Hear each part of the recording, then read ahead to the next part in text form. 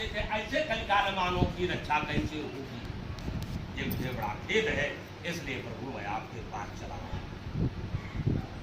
भगवान विष्णु मुस्कुराए और कहा, देवर्षि परहिस्तर धर्म नहीं भाई और पर पीड़ा सम नहीं अधमाई। हे देवर्षि, तुमने तो अपना पूरा जीवन लोगों के हित में लगा रखा है, आप धन्य हैं, कृतार्थ हैं, क्योंकि परोपकार के बराबर कोई दूसरा धर्म है।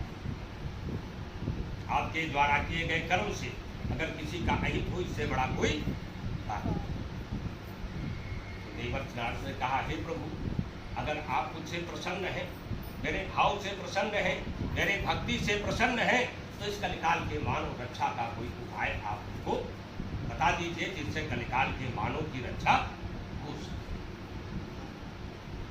भगवान विष्णु ने कहा, देवर्षि, अगर आप जानना चाहते हैं तो मैं जरूर आपको बताऊंगा। कहा, प्रभु, मेरी आंतरिक अभिलाषा है कि आप मुझे बताइए और मेरे जिज्ञासा या मेरी भावनाओं को आप शांत करिए। तो भगवान विष्णु ने कहा, देवर्षि, जो मैं आपसे बताने जा रहा हूँ वो है सत्यनारायण व्रत।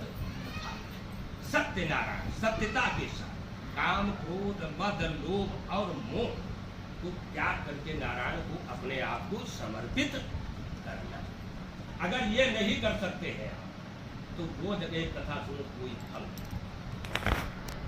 नहीं। तो तुम एक आडंबर हो गया, दिखावा हो गया कि कहने पर तो भाई चलो फलाने के आप सुने हम सुने, हमहू फलाई जरूरी है, कथा हो जरूरी है, ठीक है, कोई फल नहीं।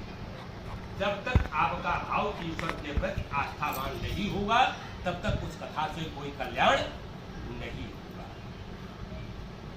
तो इसलिए उस व्रत कथा का नाम रखा गया सत्यनारायण व्रत कथा।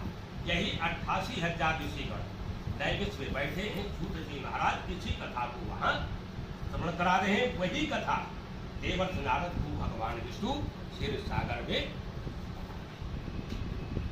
तब देवर्षि नारद ने कहा, प्रभु, आवाक हमारी उत्कंठा, आर्थिक अभिलाषा आपके सत्यनारायण व्रत कथा की तरफ बढ़ती जा रही है, इसके बारे में आप हमको बताइए। इस व्रत कथा को कैसे श्रवण करना चाहिए? देखिए, वेद शास्त्र के नियमानुसार एक श्राप नहीं, जब हजारों श्राप, हजारों ऋषि मुनियों का श्राप ईश्वर के ऊपर हो जाता था, तब उस सर्व श्रापों का विमोचन करके एक रूप नारायण धारण करते थे। तो भगवान विष्णु और देवर्षि नारद से क्या कहते हैं कि हे देवर्षि, जब लक्ष्मी के साथ मेरा पाणी ग्रहण हुआ, पहले राजा महाराजा जब अपनी कन्या दान करते थे तो साचांडियां, नौकरानियां इत्यादि कई प्रकार की दासियां साथ में देते थे। तो जब इनका पाणी ग्रहण संस्कार लक्ष्मी के साथ हुआ तो सरस्वती, गंगा और तुलसी ये साचारणी के रूप में उधर कहने मतलब वो सब रसूल राजा और ये सब दुनिया को तो सब अलग देखने वो है, ठीक है, तो कहने मतलब साचारणी के रूप में आए इनके साथ, लक्ष्मी के साथ। तो काफी दिन व्यतीत हुआ। एक दिन लक्ष्मी जी के मन में आया कि अब अपने बैठे काफी दिन हो गया, नहीं गए, जाकर घूम आए। इन तीनों से कहा कि मेरे पति की सेवा में किसी तरह की कोई कमी नहीं होना चाहिए। गंगा का काम था नारायण को शब्द बोलना, तुलसी का काम था व्यंजन तैयार करना, सरस्वती का काम था घर की साफ सफाई करना, लक्ष्मी का काम था भगवान विष्णु के कामांग पर बैठे। तो जब लक्ष्मी चली गई, ये अपने कार्यों में तीनों कार्यरत नहीं रही, लेकिन तब देखा कि भगवान विष्णु का मंद मंद मुस्कुराता हुआ चेहरा मलिन, चेहरे पर जो मुस्कुराहट और भाव रहती थी वो क्षीण हो गई। ये देख करके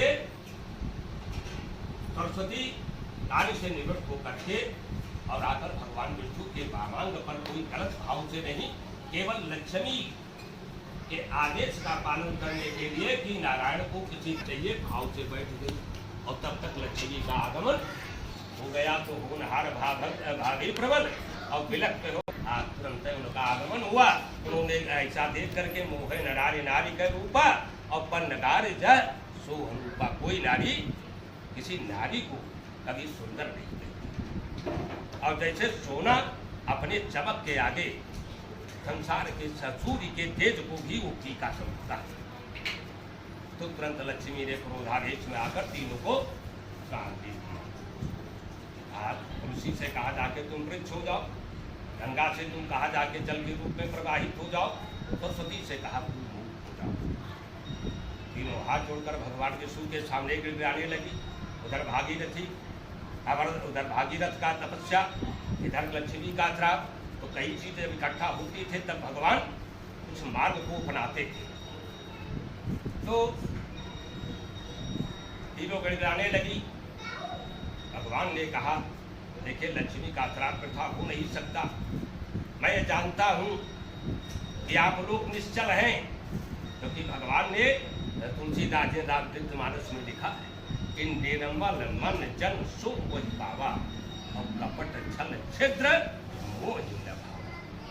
जो कपटी प्रवृत्ति के हैं आप वेद 7 वेद 18 पुराण इसका साक्षी है।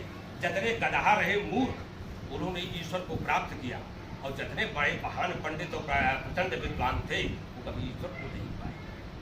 तुलसीदास, सूरदास, वाल्मीकि, व्यास, गिद्ध, अजामिल, शबरी, ये सब क्या थे? मूर्ख थे। इनके अंदर कोई ज्ञान नहीं था, केवल एक आस्था थी परमात्मा के प्रति। इन्होंने साक्षात ईश्वर को प्राप्त कर लिया। तो भगवान ने कहा निर्मल जन सन मोह पावा, जिसका मन निर्मल है मुझे प्राप्त कर लेता है। कपट छठ क्षेत्र मोह न भावा। अगर कोई कपटी प्रवृत्ति के स्वभाव का व्यक्ति है तो मुझे प्राप्त नहीं कर सकता। तो ये तीनों निर्मल थी, कोई पाप नहीं था इनके मन के अंदर, लेकिन लक्ष्मी ने क्रोधावेश में आकर उनको श्राप दे दिया। नारायण ने कहा आप तीनों मृतलोक को चलिए, समय आएगा तो ये वचन देता हूं कि हम लोग साथ ही में रहेंगे। अलग जैसे तुम यहाँ मेरे साथ हो वैसे साथ ही में रहो। काफी समय व्यतीत हो गया। नारायण ने सोचा कि तीनों वचन को कैसे पूरा किया जाए, कौन सा रूप हम धारण करें जिससे सबके वचन को हम पूरा कर सके। ये सोच करके नारायण ने शालिग्राम पत्थर का रूप धारण किया और तुरंत गंगा में प्रविष्ट हो गए। गंगा से कहा वरदान दिया था तुम मेरे व्रत स्थल पर रहोगी, तुलसी को वरदान दिया था मेरे व्रत स्थल पर रहोगी। नीचे शालिग्राम पत्थर पड़ा है, ऊपर गंगा बह रही है। नारायण उनके व्रत स्थल पर निवास गंगा कर रही।